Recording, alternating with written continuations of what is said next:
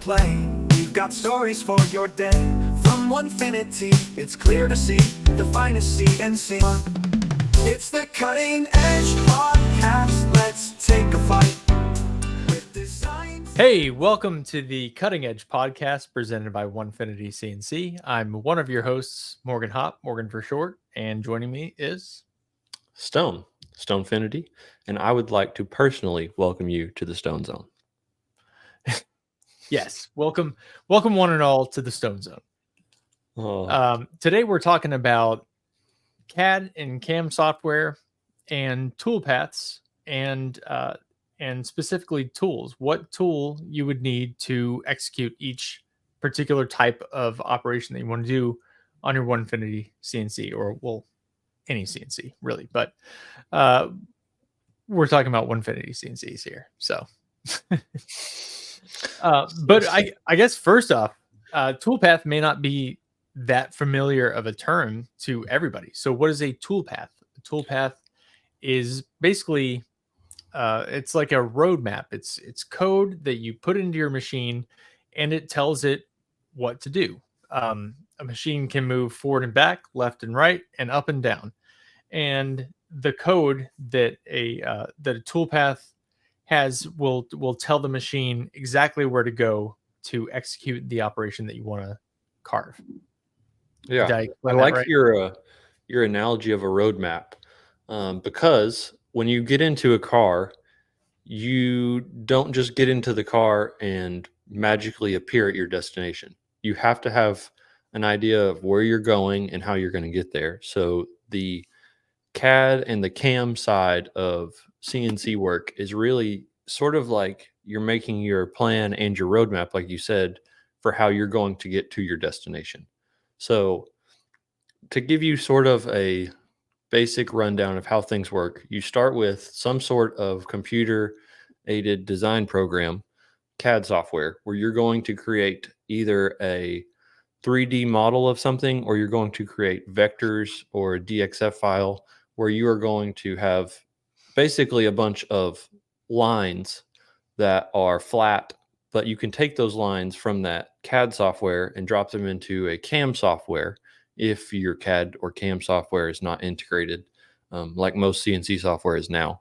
But you can take that design file and you're basically dropping it in and you're assigning values such as like your material dimensions, which tool you want to use, how deep you want to carve, things like that. And your CAM software is spitting out G code, which your machine will then take and it will base its moves off of. So that's the quick, dumbed down, simplified version of how CAD software and CAM software create G code. But we're going to dive a little more into the specific tool pathing strategies within that CAM software and the bits that would accompany them. So the first big thing we want to talk about is just basic toolpaths that everyone is going to have to use at some point. So let's start with a profile cut. Do you want to talk about that, Morgan? Sure. Yeah. So a profile toolpath is basically just a shape.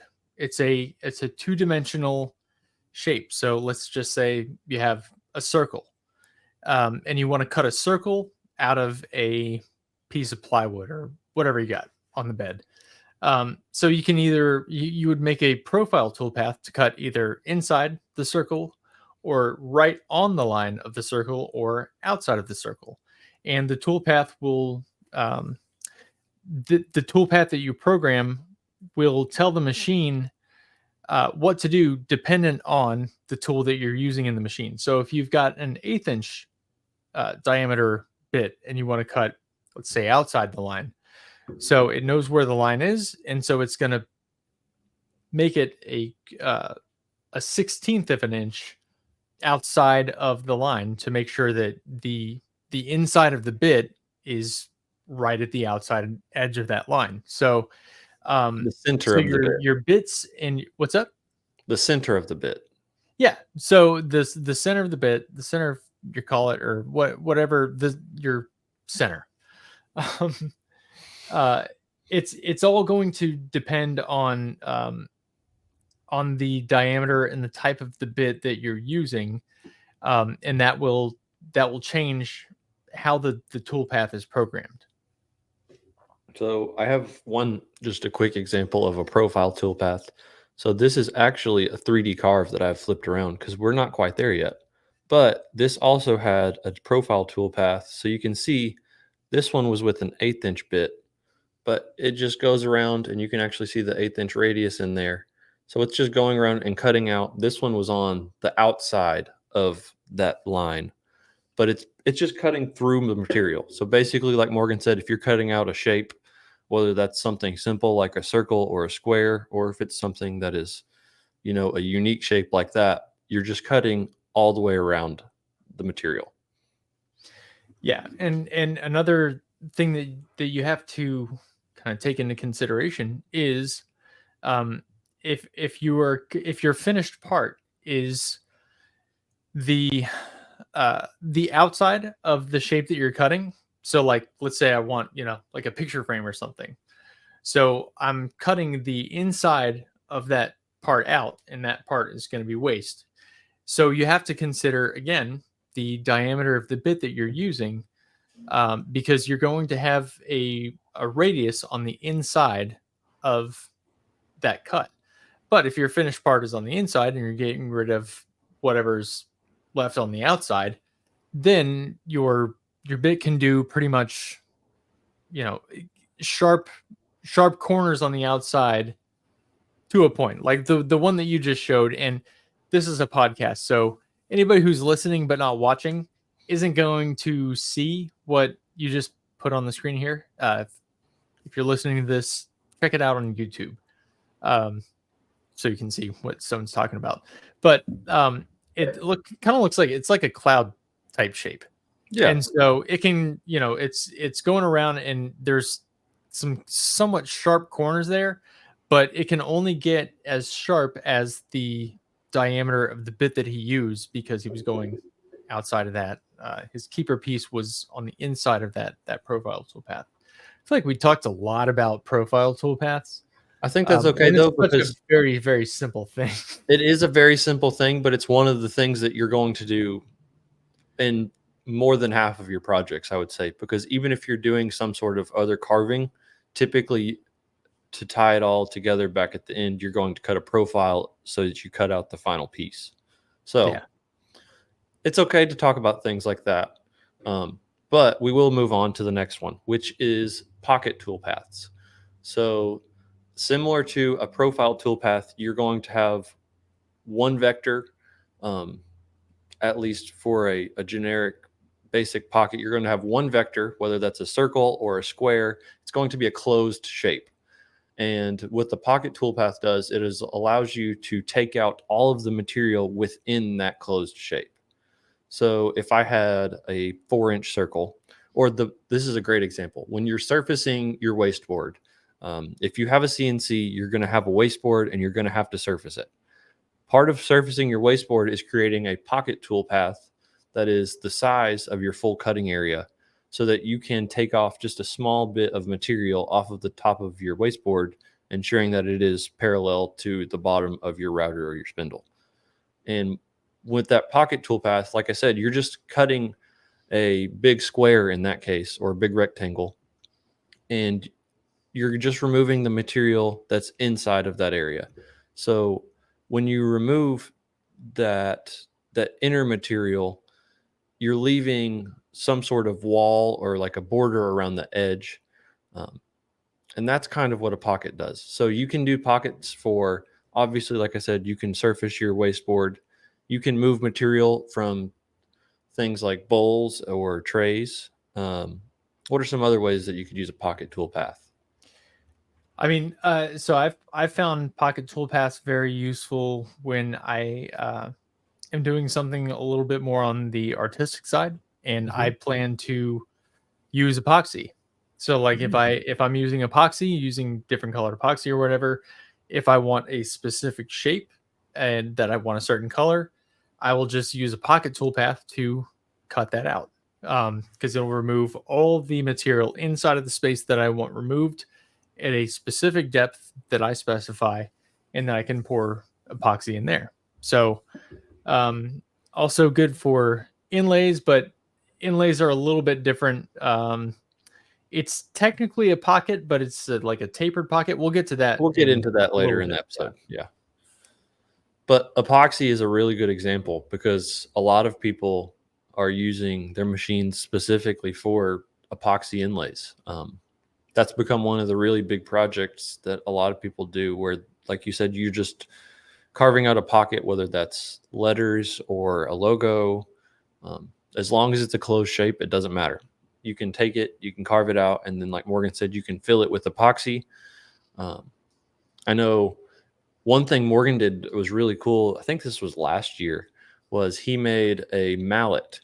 And he made a solid wood mallet, which was really cool to begin with. But then he also went back and he made one that he pocketed out the inside and filled with, I think it was like BBs or something, but he made a Deadpool mallet. BBs. So that was a really cool way to use a pocket toolpath for something other than just, a pocket for a bowl.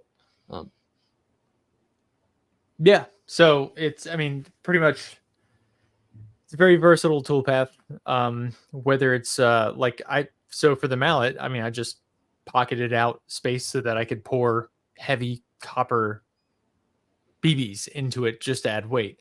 So it can be either seen or unseen, but it's a very versatile toolpath. You just need to remove the center of a specific shape out of any material. That's what a pocket toolpath is for.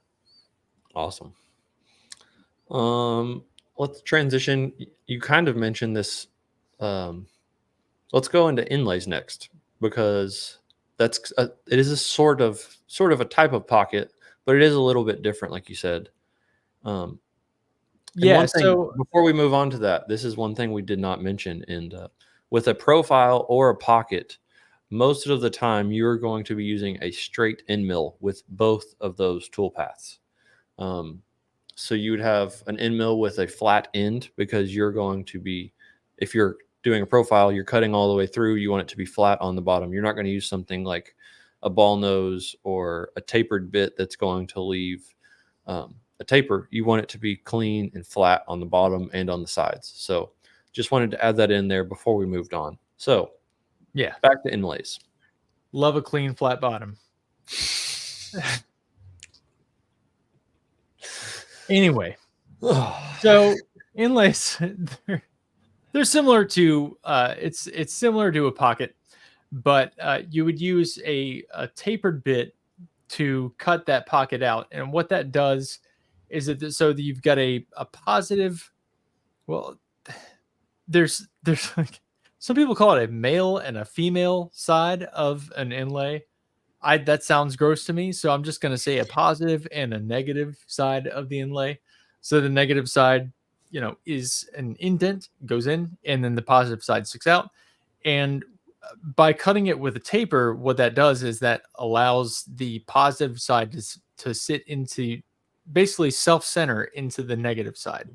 So it's it doesn't leave any gaps around the edges. It basically just nests right down into the middle, provided that you've got good cut tolerances on your machine, which Onefinities do absolutely have. So so an inlay toolpath would give you a tapered, from wider at the top, narrow at the bottom on the female side, narrow at the bottom, wider at the top on the male side. So, and that's so that you can basically just cut two parts, two mating parts. There's so much mating part. Sorry. There's. It's only weird if you make it weird, bro. Yeah, I'm making it weird. Sorry. But anyway, so you've got two mating parts that just nest together, just fit together perfectly. And that taper allows them to just, so that you can put them, when you kind of hammer them together, there's no gaps around the edges at the top. It's just perfect. Yeah. So basically, like Morgan said, you're cutting a pocket and then you're cutting a negative of that pocket. So instead of removing the material, let me back up. With an inlay, you are going to, again, be working with a closed vector of some sort.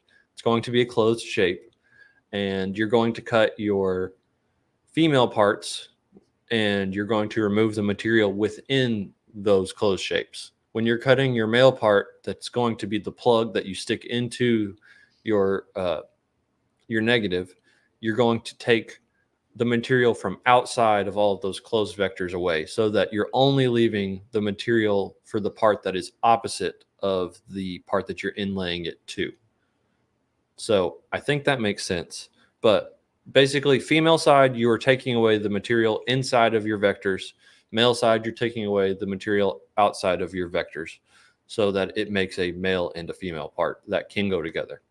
Another important part of this that some people overlook is you really want to have a little bit of a gap at the bottom of your female part. You don't actually want your male part to sit all the way down in there and go to the bottom. You want to have a little bit of room so that as you're hammering it down in there, you can make sure you get the tightest seal without gaps, but you're not fighting the tolerance of your pieces. Does that make sense? Yeah. And that's also to leave a little bit of room for glue. Exactly. Yes. You need glue at the bottom. So there's just a slight gap to basically for your glue to sit in there, and so that the top shoulder of that inlay is sitting flush, and the bottom isn't like preventing the top shoulder from actually meeting when they come together. Mm-hmm. That makes sense. It makes sense. I think it's important to note that you don't necessarily have to make it so that, and most people are not going to make their inlay fit perfectly without some sort of surfacing or sanding. It's not like you're going to put the wood in there and it's going to be exactly flat just as soon as you put it in. You're going to have excess material that you're going to cut off of the back, either with a surfacing bit or an end mill or with a bandsaw. But you're going to have to remove that excess material, and then you're still going to have to go through and either flatten it or sand it down and then apply some sort of finish. So yeah, which I've done a few inlays, and the best way that I've found to do that is once the positive and the negative side are together and glued up and dried, just run another flattening toolpath on the machine. Just put it right back where it was, flatten it down to where it's flush. And that makes it easier so that you're not worried about, setting up your bandsaw fence too. You can still use your same zero positions even if you leave the material on the bed and don't pull it up. So you don't have to go back and re-zero too. So that makes that a little bit easier as well. So the type of bit that you would use for an, well, I mean, there's lots of types of bits that you could use. There's just V bits of varying angles that you could use. I've used tapered ball nose bits. I've had a lot of luck with those, but some people just use V bits. So like some people just use like a straight up 90-degree V bit. So some people go with a deeper angle. With like a traditional inlay, most people are going to be using tapered ball nose bits. One thing that has kind of changed things, and it's made inlays a lot easier here recently, Vectric came out with version 12 of their software, and in version 12 they have a V-bit inlay toolpath, so that you can use a V-bit and it does all of that math and all of the hard part of inlays. It kind of takes that out of the picture, so it's a lot easier to just plug in your material, plug in your bit size, and then go. So that makes that a lot easier if you're looking into doing inlays. Yeah, so I have downloaded version 12 of VCarve. I haven't done an inlay with it yet, but as Stone has told me, the process is a lot easier. So I'm looking forward to doing that. Just haven't done it yet, but as soon as I do, I will report back. Yeah. I think we've covered inlays pretty well, so let's move on to another big one, which is V carving. You just mentioned V-bits, so that seems like a good little transition to hop into that. Yeah, so V carving, that's something that you would use for a lot of signs and clocks, engraving. I mean, really just kind of engraving. So it's not something that you would use necessarily. Well, Now that may be wrong, that, with VCard 12, maybe you would use V-bits for inlaying, but traditionally I would use V-bits for anything that I wanted to just put a design into wood, whether I just finished it as is or filled it with epoxy. It's more just for engraving. So I've got a lot of stuff around here that I've made that's just, you can get a really fine, detailed engraving with a V-bit, and how fine the engraving is will be determined by the depth of the cut. So if you're using a 90-degree V-bit and it's only going, maybe a 30-second or so into the wood, you're going to have a very fine line. And if you go deeper down into the wood, like, a 16th or an eighth of an inch, the line is going to be wider. And so with vectors of varying line weights, a V-bit is going to move up and down to give you that variation in the thickness of that line that you're cutting. So it's a very versatile toolpath. I use it a ton, and it's great for engraving. I really don't have a lot to add there. I mean, the V-bit, like Morgan said, it's really for things like engraving. Another reason I would use a V-bit would be if I wanted to add a chamfer like around a profile. So instead of, getting out the router table and doing things manually, you can also just program with a V-bit of whichever angle you prefer, and you can have it put a chamfer on a material. And for the people who are watching, this is a good example. So this was actually a pocket toolpath, but then if you can tell, it was gone back over after all of these pockets and profiles were cut, and you can see there's a little bit of a chamfer on there. And I think this one was done with a 60-degree V, but it just gives you one more dimension for your pieces. So it kind of brings a little more life to it. Yeah, for sure. So I did one project not that long ago where I took a photo of some artwork that I really liked, and I used a V-bit to basically just reproduce all of that artwork at varying depths, to give me this, basically just reproduce the artwork onto a piece of wood. And it, rather than just outlines, it was able to go at different depths to give me some, just to give the piece a lot more depth. And that's what a V-bit is great for. Is the deeper you go, the wider the cut, and it's as far as like programming wise, it makes it very, very easy to give your project some depth and a lot of life. So that's kind of the V-bit carving. And the last toolpath type that we're going to talk about today is going to be 3D carves. And with 3D carves, you actually have two different types of toolpaths. One is going to be your roughing carve, where you're just kind of hogging out material. You're making the rough shape of whatever it is that you're carving. And then you're going to follow up your roughing path with a finishing toolpath, which is going to come back. A roughing path is going to typically use a larger bit, something more aggressive like an end mill. But with your finishing path, you're going to come back and you're basically just removing small amounts of material from your roughed out image to reveal your smooth finished carve. So you're going to do that with a tapered ball nose or a ball nose, depending on really the amount of detail in your carve.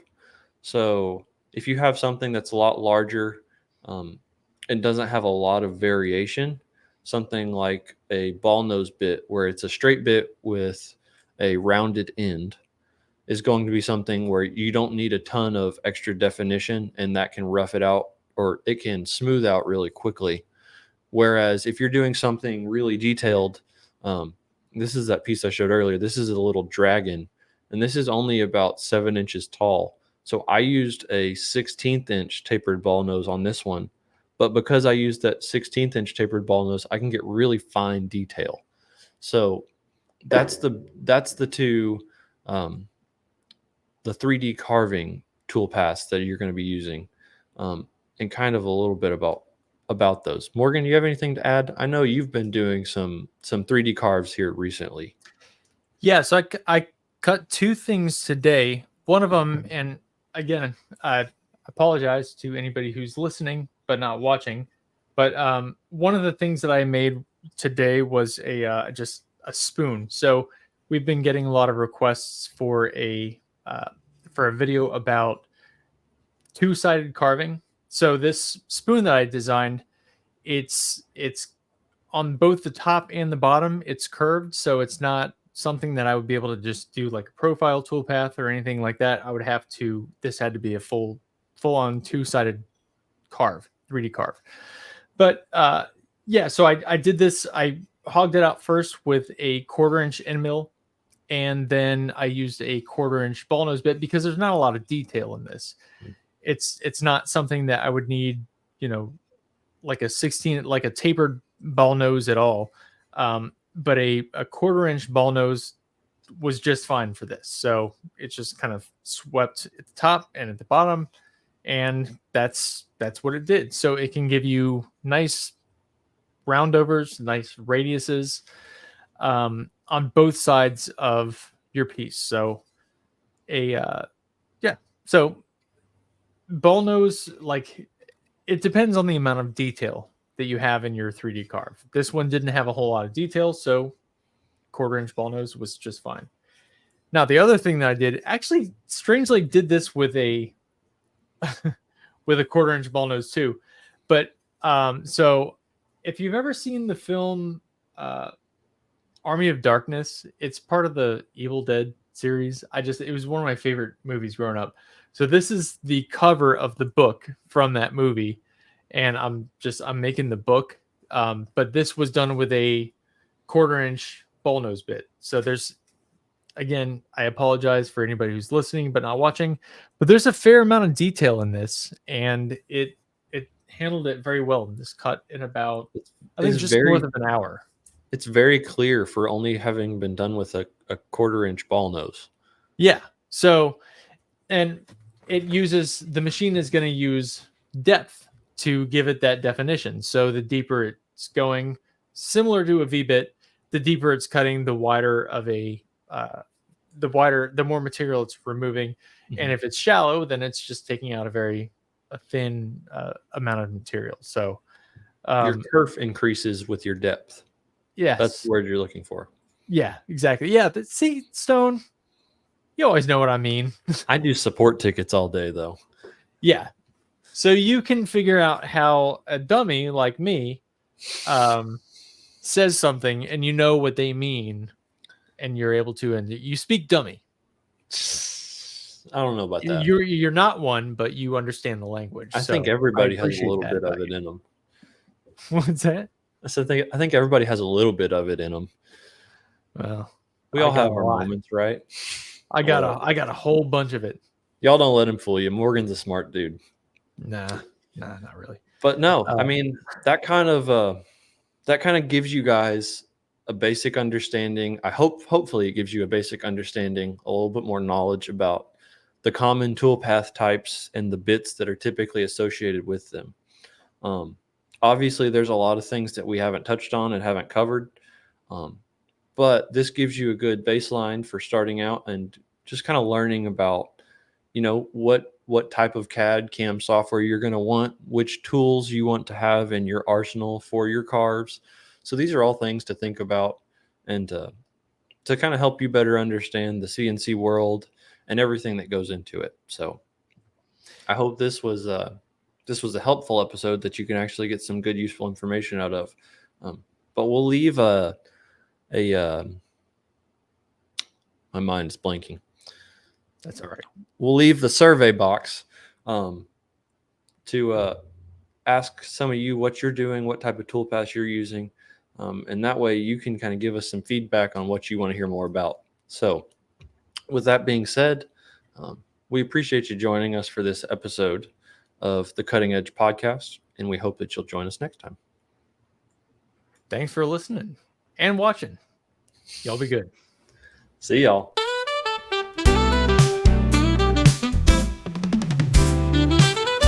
Gather around, it's time to play. We've got stories for your day. From Onefinity, it's clear to see the finest CNC. It's the cutting edge podcast. Let's take a flight with designs and tools that ignite.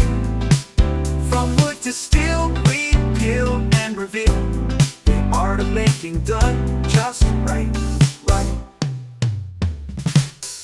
Tips and tricks that elevate craftsmanship that's first rate. Join the fun, we've just begun. The cutting edge awaits.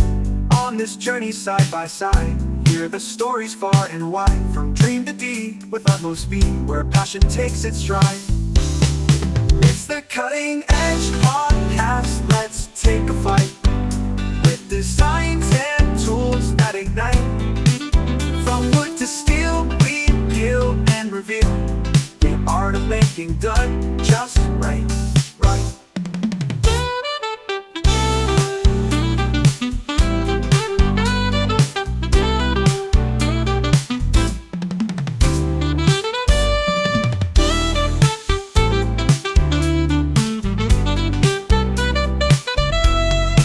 It's the cutting edge podcast. Let's take a flight with designs and tools that ignite. From wood to steel, we peel and reveal the art of making done just right.